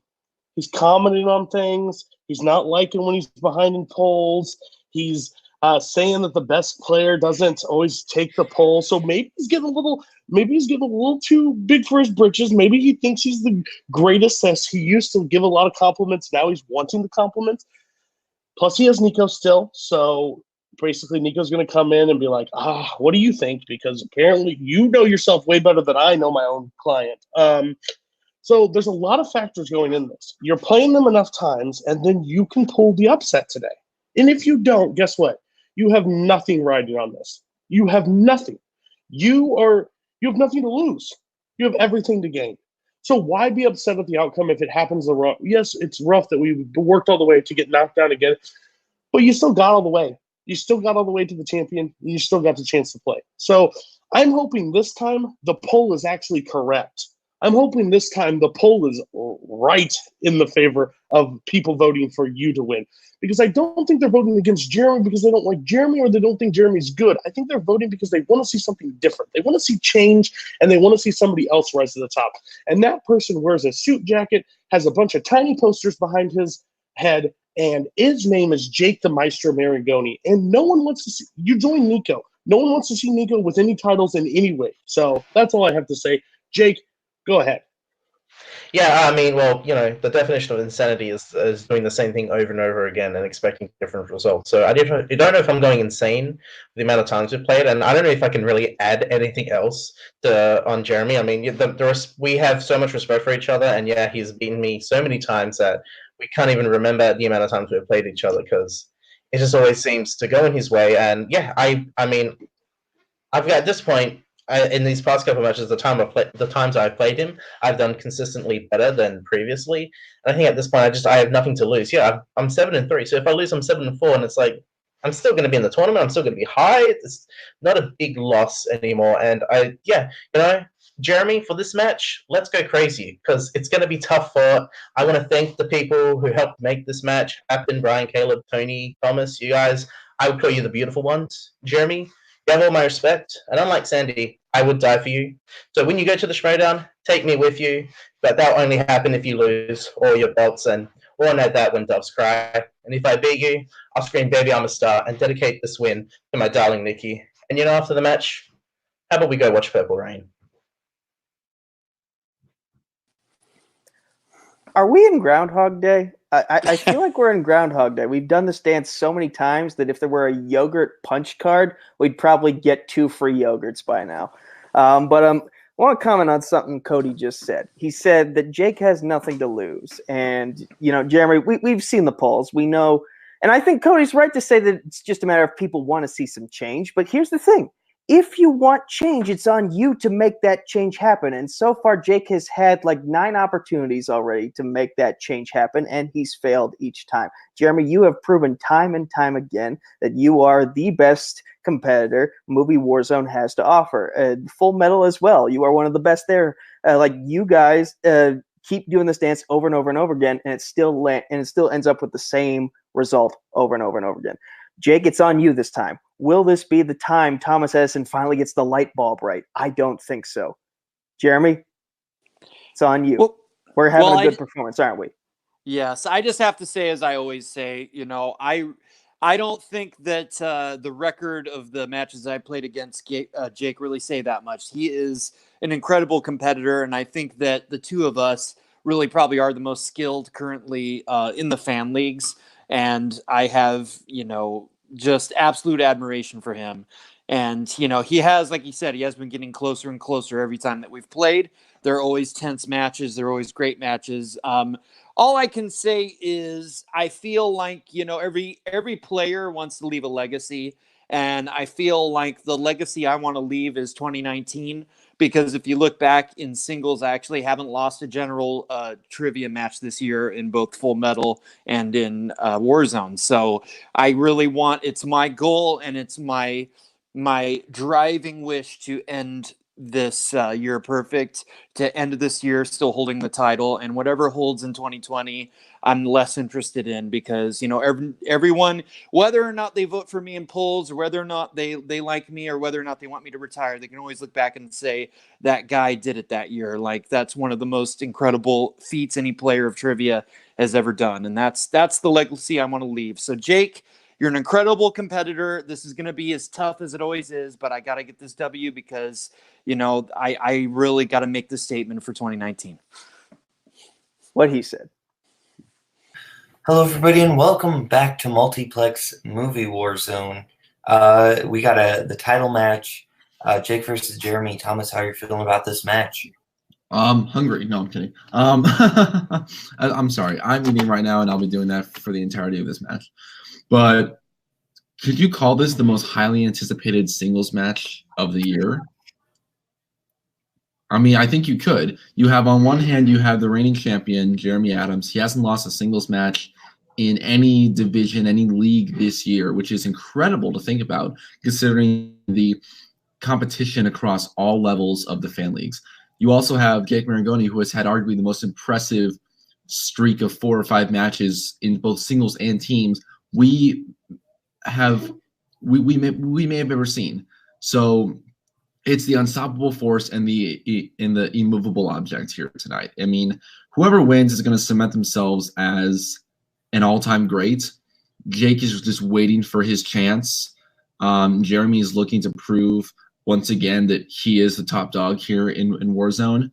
But don't count out Jake. I mean, look, the work that this guy has put in the last few months is astounding, and it's really impressive to see. So I think we're in for a great match. This one's going to go all 5 rounds, maybe even sudden death if they can make it there. But yeah, we're in for a good one. I'd just like to add that the winner will be the first person to ever get 8 wins in singles, so that'll be very interesting. So let's get everybody into the ring. So introducing first, coming into the ring with 7 wins, 3 defeats, representing the Fellowship and the concept of what a hamburger is all about, Jake, the Maestro Maringoni, and Cody, the new Hope Newberry. Good luck, man. And introducing second, coming in the ring with 7 wins, 0 defeats, it is Jeremy the Adam Adams, brought in by his manager, Nico, the Cosmic Knight Fury Rigoli. Let's do this, Jer. Okay. Let's end round 1. You guys are vets. You know how this is going to work. So your first question in the category of round 1 will come in the category of If I can actually find it. Okay. Category of coming of age movies. What notable sitcom actor plays Diane's father in Say Anything? You ever watch that CNN like a documentary about like the movies and how they like profiled Say Anything? Nope. It was really good. There's a nice little introspective on how Four, in that film. 3, 2, 1. Pins down. Let's start with Jake. With me? I'm sorry. Jake. Jake. I said Kevin Smith. And Jeremy. John Mahoney. That is correct. Jeremy will strike first blood here in this title match. But will Jake strike First Blood Part 2? Haha. Puns, because that's what we're here for. Question number 2 is in the category of comedy. Insert your laughter or hearty chuckle here. In Jay and Silent Bob Strike Back, what sets off the alarm during the Diamond Depository fight?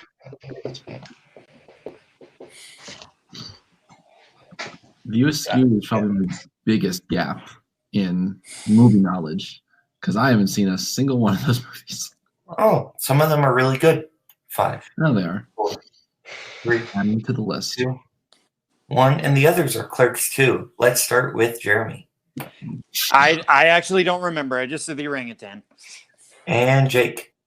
I believe it was a fart. That is correct. That came to mind. As you said that. Ali Lattes, if I'm not mistaken. So no perfect round here tonight in this title match. All right, your next question, the category of thrillers. In Bad Times at the El Royale, Jeff Bridges' character is posing as a person with what profession? I once had a bad time with a Royal, actually, the Kansas City Royals. I thought you were going to confess to killing Princess Di. We were supposed to keep that a secret. 5, 4, 3, 2, 1. Let's start with Jake. Priest. And Jeremy. A priest. Oh, Father, where art thou? I don't know why I said that. I was making a priest joke. That's pretty good. It's 2-2. And your next category comes from directors. Who directed Roman Holiday? This is a good movie.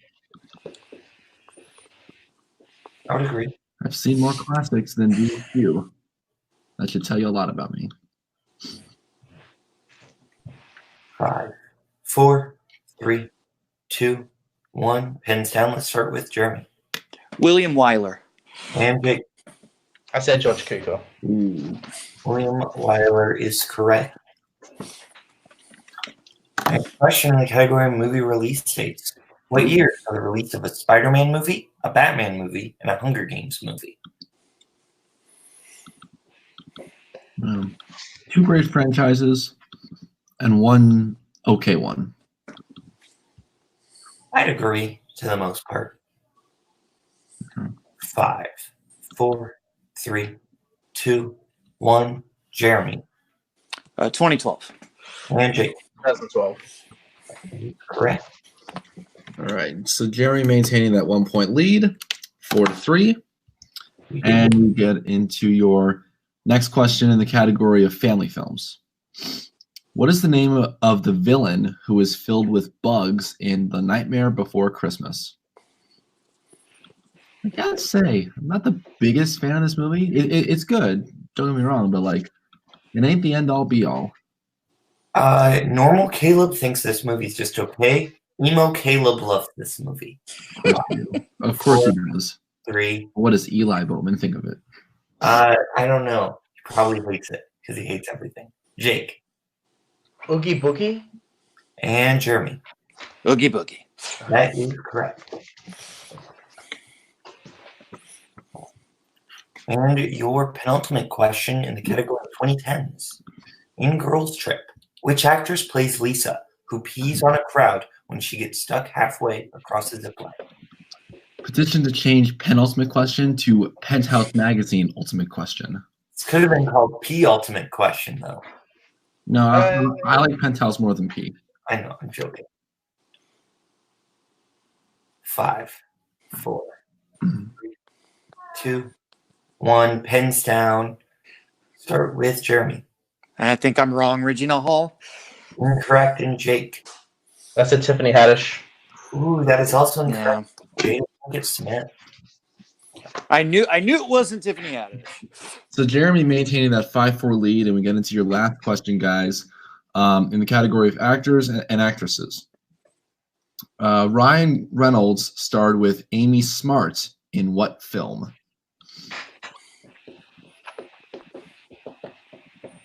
Both players attacking their board with such ferocity. I wonder if they know it. 5, 4, 3, 2, 1. Pins down. Let's start with Jake. I had to add the S. Just Friends. And Jeremy. Just Friends. That is correct. I always forgot the S. So a solid round for both competitors. I mean, Jeremy maintains that 1 point lead, but it's 6-5. Very good round one. Very solid round one by both competitors. Not dropping a lot of points. Jake still within striking distance.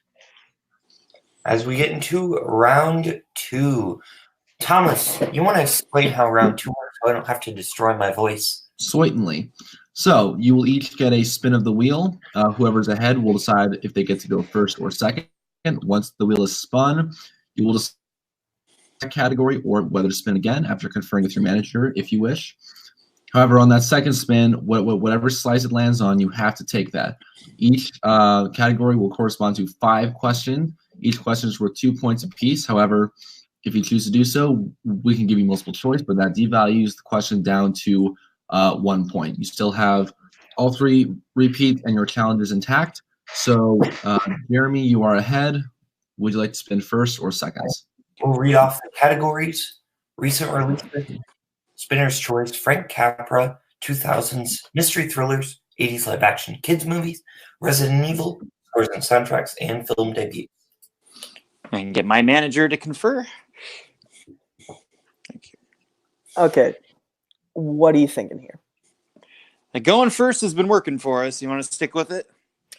It has, but let me just ask you this. How many of these categories do you feel comfortable in versus uncomfortable in? I mean, I would say there's just a couple that I don't like. Okay, then while we have ones that you do like on the wheel, let's go first. Okay, I'm going to go first. Okay. So, taking the initiative. All right, and we'll spin.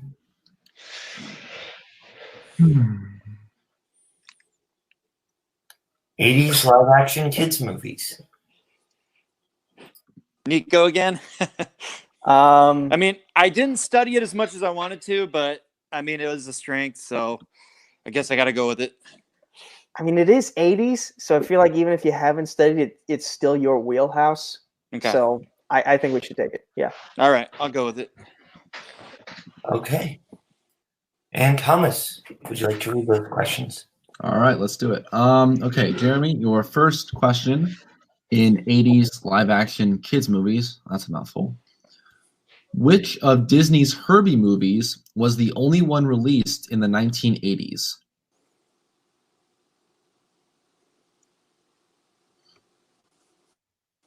Herbie Goes to Monte Carlo? That is incorrect. Jake for a potential 2-point steal. Herbie Goes Bananas. That is correct for 2 points. Jake with a monster 2-point steal. All right. All right. So, Jeremy, your second question in 80s live-action kids. What rule is written on the treehouse door in Monster Squad? Multiple choice. I can do that. Your options are A, believers only, B, no adults, C, no girls allowed, or D, monster-free zone. No girls allowed? That is correct for a point. Your third question in 80s live-action kids. What future Oscar nominee played Max, the youngest camper sent into space in Space Camp?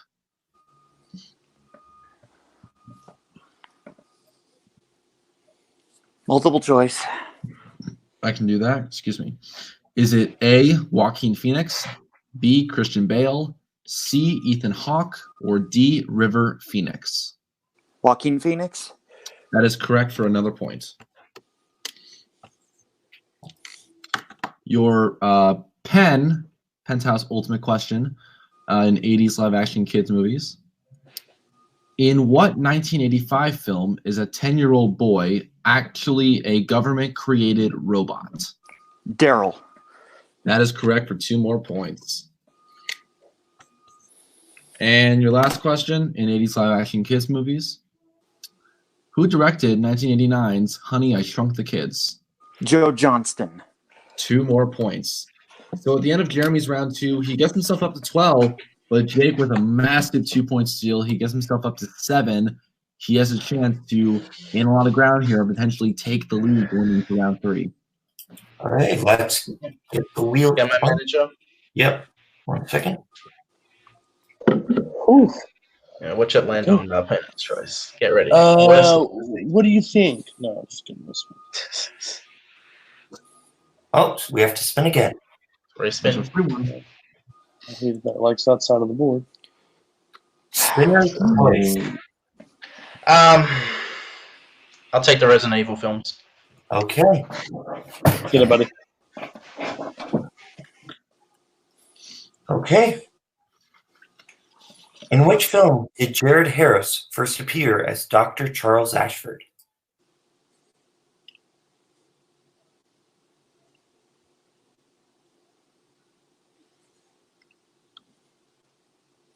Resident Evil Apocalypse. That is correct for 2 points. Resident Evil Retribution ends with a scene at what famous building? The White House. 2 more points. Resident Evil Extinction. Alice meets a holograph of the Red Queen's sister, an AI known as what? The White Queen. That is correct. And he takes the lead. Not for long. Who narrates the first Resident Evil film and makes an appearance as Dr. William Birkin, head of the Nemesis Project? Jason Isaacs. Correct for 2 more points. And your final question.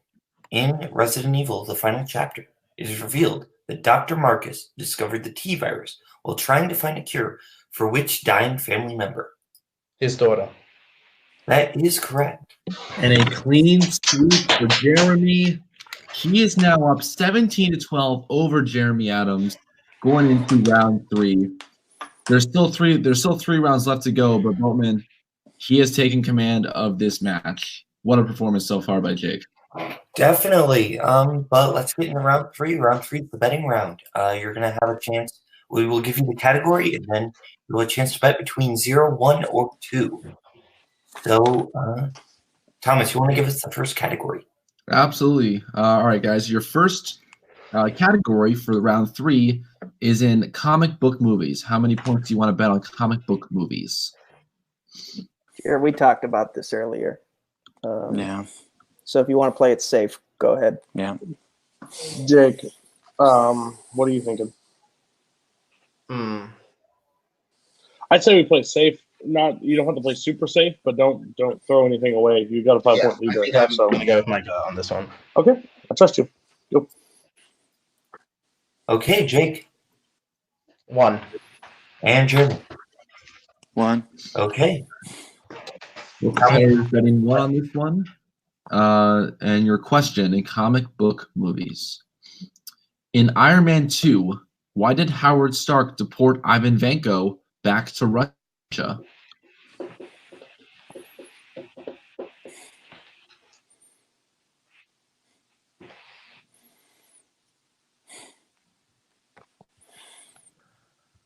Five, 4, 3.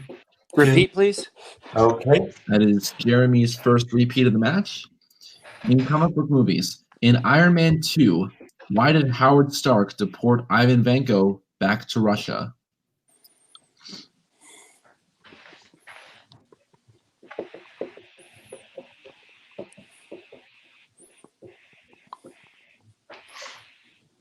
5, 4, 3, 2, 1. Hands down.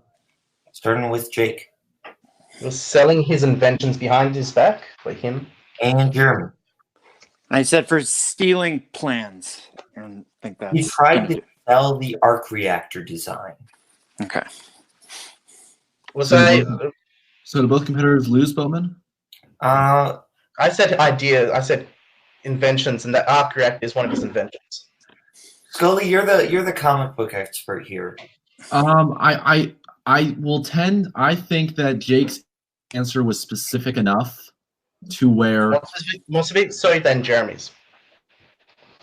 Yeah, he said plans. You said invention. I will. If I'm with you, if we're doing a challenge, because they did not say specific. They just said why, and it's an invention. You didn't ask for the specific. Who said stealing and who said selling? I said selling inventions.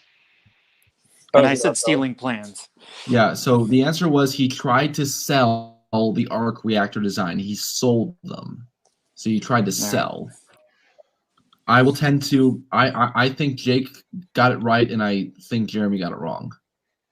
Okay. I haven't seen it. So yeah. Okay, so Jake gets a point and Jeremy loses, right? Yep. Okay. So it's now 18-11.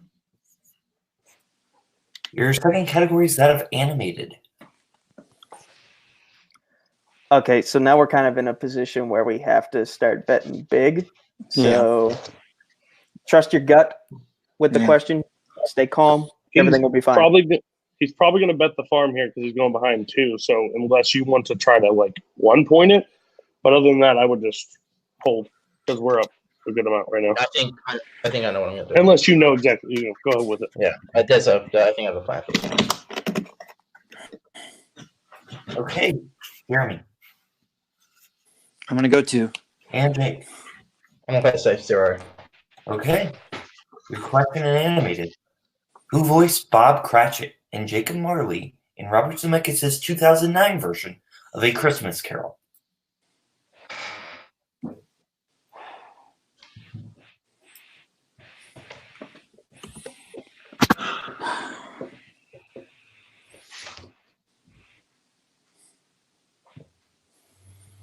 Five, 4, 3, 2, 1. Pens down. Start with Jeremy. I can't remember. Dang it. And Jake. I just read for Stat Peps' Colin Firth. Actually, Gary Oldman. Yeah. Okay. Who Jeremy does lose 2 points. 9. Is that the ghost that comes to him that tells him that there are ghosts? Yeah. So quick score update is now 18-9 in favor of Jake. All right. And your third category, final in round 3, is in the category of classics. We kind of have to go big on this one, whether you want to or not. So I'm just going to say this. Breathe. I'm trusting you, man. Believe in yourself. Yeah. Don't let the situation get the better of you. Whew. Just focus. Okay. Yeah. And Jake. 0. And Jeremy. 3. It's only 0 to 2, but 2. I'm sorry. No. Not the showdown just yet. All right. Flying Down to Rio is the first pairing of which famous classic duo?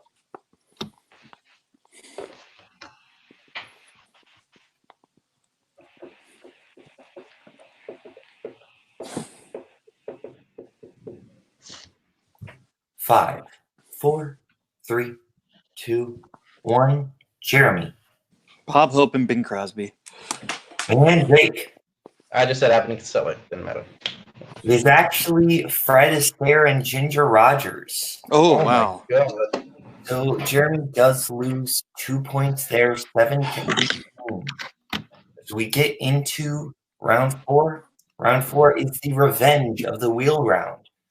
So Jake will be giving Jeremy, and Jeremy will be giving Jake one of the remaining non-strength wheel categories. So it is scores and soundtracks, film debuts, 2000s, and mystery thrillers.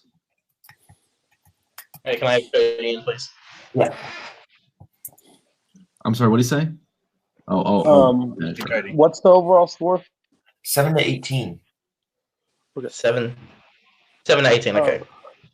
So I'm gonna choose the category. I'm gonna let Jeremy go first.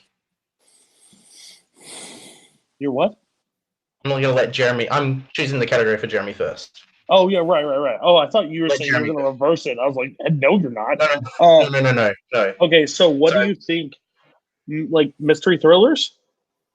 Mystery thrillers is broad enough where it could just be anything. I think film debuts is too data based in Jeremy's brain. He'll do well with that. Scores and soundtracks is the exact same way. 2000s that's his niche. Like I'm not his niche. It's not him, but he's still watching movies. It's got to be mystery thrillers. Let's go mystery thrillers. Okay. Awesome. Also, I'm not really bothered about the other categories. Oh. So, Thomas, want to give us Jeremy his questions in mystery thrillers, and there is a multiple choice. And each question is worth 2 points. Okay, so I'm sorry. Each question is worth 2 points, and there's no multiple choice? Yes. Okay. 2 points, no multiple choice. All right, Jeremy, your first question in mystery thrillers. How many films were there in the Thin Man series?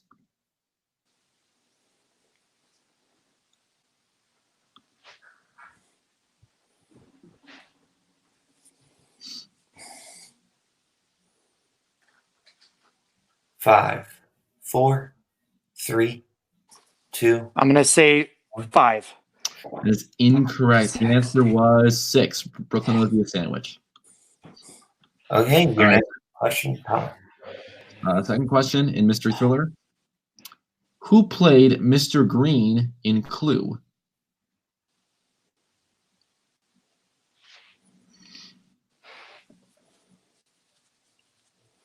Michael McKean. That is correct for 2 points. And your third question in mystery thrillers. In the Veronica Mars movie, Veronica ends up losing a job offer for what job when she returns to Neptune to help clear her ex-boyfriend and find the real killer?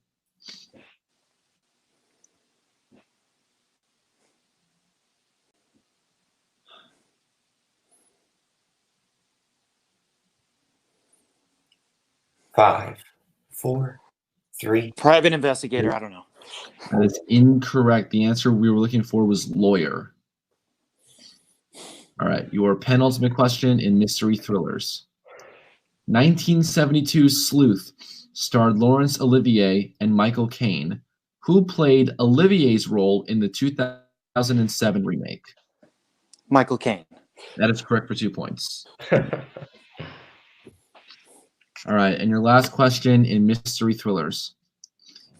In The Girl in the Spider's Web, what is the name of the mysterious criminal organization that Lisbeth's sister is head of? Absolutely no idea. 5. Octopus. I have no idea. That is incorrect. The answer we were looking for was the Spiders. I was even going to say spider. Okay. Well, I believe that does end up the round 11-18, as now we get into Jake's round. Okay. Obviously not scores and soundtracks. He's called the Maestro for a reason. I can't hear Nico, but I can't hear him. Testing, Oh. testing. Yeah, what's up? Okay, you can hear me now. So obviously not scores and soundtracks. Yeah, I mean, we're going to have to he's probably good on it, but we're going to have to give him film debuts. Because he's good on 2000s and scores and soundtracks. Yeah, I think you're right. We got to go film debuts. Yeah. Okay. Thank you, Nico. Okay, Jake, I got a score update. Sorry, before I start. 11-18. 11-18. So I have to hit just 2 questions. If you hit 2 questions, then you win. Okay. Your first question. The Duelist, starring Keith Carradine and Harvey Keitel, was the first film from what director? Ridley Scott. Correct for 2 points. I almost said Tony Scott. How stupid is that? What is the first theatrically released film Nicolas Cage appeared in? Sorry, I didn't get. What is the first theatrically released film Nicolas Cage appeared in?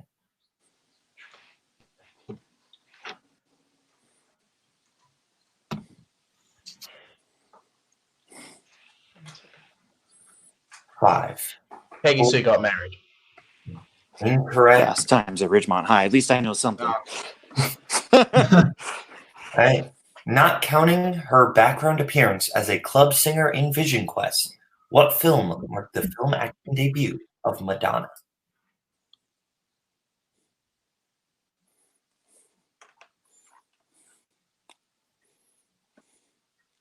Desperately Seeking Susan. And your Could I not get steals though? I mean, if he missed, could I get steals? No, that's not that. Oh, I can't. It's over. All right, sorry. All right. And your winner, Jake, the Maestro Maringoni. And the new movie Warzone champion. Wow. And the second double belted Warzone champion, Jake Maestro Maringoni. Let's go into post-match interviews. Thomas, I'll let you take the reins. Wow. All right. Jake, Cody, look. No Jake. offense. Shut your mouth real quick, because I am too excited right now. Listen. I'll give you this one. Listen, all hats off to Jeremy. All hats off to Jeremy. He was bound to come up short one match at one point. He is too good in this game. It ended up happening today. Listen, Boatman, Kaleb, the list goes on and on. The amount of people that said, you have Jake in your faction. You don't care about Jake. Jake is a minor, very small piece. He is washed up in Warzone. Beller beat him. This happened. Blah, blah, blah. The man is double belted to end the year. The man has won 2 belts. He threw a cornhole player to the side, took up a new teammate, won the belts off Boatman and Sean by KO, will beat Jeremy by KO today. They both got strengths. There was no hidden reveals. This is perfect. Jake, I'm beyond happy. I am beyond happy. You literally just did the unthinkable. Everybody doubted you. You even might be behind in the poll at this point, and you literally pulled off the upset. How are you feeling? I know how you felt after the first belt. Now, gosh, I know how this weight had to feel. This giant effing boulder that was on your back the entire time. How are you feeling? A week ago, I had no belts. I have 2. I don't know how this happened. I can't say that luck was the biggest factor because we both got our strengths in round 2. It's just like I have never thought that I could beat Jeremy. Jeremy he's the guy I want to be when I'm older, you know? The guy with the knowledge, he's such a lovable guy, honestly, and he's scary. I've always been afraid of him to play him, and this whole season has kind of been this like saga of just me and him playing. And the first title match in Warzone was me against him. And we end it with me against him, with me winning the belt. This is scary. I don't know how this happened. Hey, those polls that came out of what manager wars. Oh, Cody's good at Fellowship. Leave him in Fandom. Fellowship's ending with all the belts. We have Warzone. We have teams in Warzone. We have Fandom, and we have singles. So say all you want. Jake is just as much a part of the Fellowship, even though he is one of the people that needs the least amount of help in the Fellowship. I'm just here to encourage and push forward, and the man did this all himself. I wasn't even included in half the calls, and he still rose to the occasion. He still beat some great competitors, and he beat Jeremy Adams. This match, the score is going to say what it is. This is not going to go down this match of the year because it was so lopsided, and it was just bound to happen. But Jake, I am I'm so pumped. You are double belted. You are entering 2019.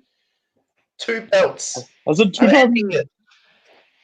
I'm going into 2020 with 2 belts. I don't have to worry about anything now. You know, Full Metal They is this come other to thing, you. but They come to to you. me now. I'm still trying to process this, how this happened, because this is going to be a long interview, but I don't know if I earned it or not. Sorry. But like, listen. All respect to Jeremy. I have that 1 now. You are still like 10 on me. And he'll be back in the picture, of course. Listen, he's gonna be back. 7-1. Like, come on, you're still gonna be here. I'm not even gonna be surprised if you're still gonna be in a number 1 contenders match or the one after, or how it's gonna work. I don't know. That's gonna be on Kaleb and organizing that. But I don't know how do to the this interview. Is fucking weird. I want to thank Cody. He's right. It's done. He's manager of the year. I want to thank Michael Campbell and Paul Oyama and Kaleb Boatman for all the times that we've studied and prepped for matches. Everyone has said I was the greatest to never win a belt, and I don't. This is really weird. This is insane, and I'm so happy about this. But Jeremy, I still think that we're gonna play again one day, sooner or later, honestly. And I think a rematch is, at this point, it's needed, because I can't believe this is actually real. Yeah, well, all I gotta say is congrats to you, Jake. You played a hell of a match today. You showed everyone why you're the hottest player, hottest singles player in the hottest trivia player in general in the fan leagues right now. You have done a great job getting you here. I have no words. You are fantastic, my friend. You could be the greatest player yesterday. You can be the greatest player tomorrow. You can be the greatest player today in 4 hours from now. But what matters is how great you play in the hour of the match. And I'm just happy that I put all of my strategy, all of my knowledge into winning this. And I'm just this is amazing. This is so great. Okay, well now let's go over to the former champion, still champ in our hearts, Jeremy and Nico. Jeremy, I'll start. I'm going to take heat for this loss. I'll take the responsibility for it because so there have been a couple matches I've been in lately where I got something that I was good at on the wheel, but it got a little greedy and tried to get something better, and it completely backfired in my face. So when Jeremy said, I haven't really studied this, but I did list it as a strength, I was like, better safe than sorry. And so he took that wheel slice at my suggestion, kind of backfired on us. And from then on, we just had some bad luck with the questions we got in round 3. I tried to calm him down, and I think I might have made him more nervous in the process. No, not at all. My advice. So I feel like they said, it was bound to happen at some point. Like, even the greats have their own slip-ups. Anderson Silva once clowned around too much and got put on his ass for it by Chris Weidman. Then the next time he took it seriously, and things didn't go well for him then either. But still, the best have their shortcomings, and it's a matter of how do you come back from those shortcomings? And we will come back from those shortcomings. We still have the full metal belt, and we're going to defend it proudly at the Snowball. Yeah, we'll be back in movie Warzone as well, hunting the singles and teams titles as well with Sandy Robinson by our side. We stumbled here tonight, but we will recover in 2020. Yeah, I just have to say, like I said previous to the match, Jake and I think are 2 of the most skilled and most knowledgeable players in this league. But despite the skill and the strategy and everything that goes into this, there is a certain amount of luck. And I think that, the fact that I beat Jake officially 10 times is just incredible luck, because you saw how great he is. You saw how lethal he is tonight. And the fact that it took this long for him to get a win against me just shows how lucky I've been. And that was going to run out at a certain point, and it ran out tonight because I I put all of my energy into studying Frank Capra and Resident Evil. I'm not going to lie. I spent the entire week studying all of those. And if I had gotten Resident Evil, I probably would have had 9 out of 10 points on those questions, just studying them. And on Frank Capra, I have a suspicion I would have done very high on that. But, you have to pick a second strength. I picked something that I thought might trip Jake up a little bit, and I wasn't thinking as much about something that would, give me a lot of points. And really, I should have known, a couple of the ones that I missed there is just the way that it went. And then when you get into the other rounds, the betting rounds and stuff, I couldn't pull out the answers. And it's just what happens sometimes. And it's happened with Jake a couple times when I played him. It happened with me tonight. And he is one of the best to ever play the game. Every time that we've dueled, it's been a great match.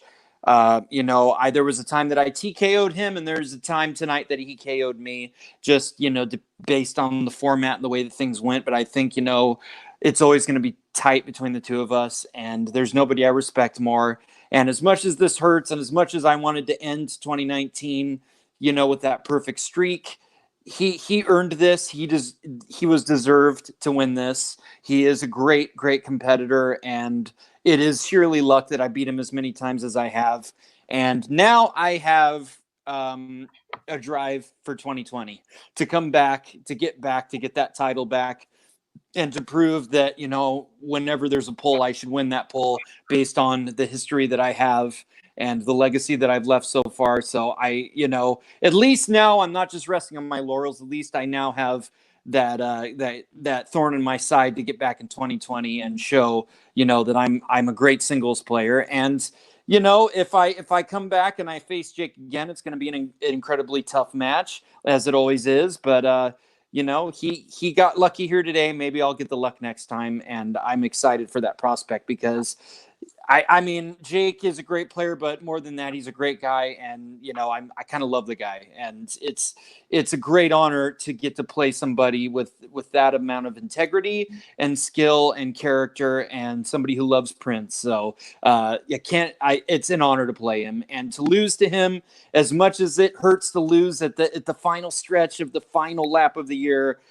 Losing to Jake, I can't complain too much because the guy is incredible. And I'm coming back in 2020, though, and I'm going to do what I got to do to get back there and give it another try.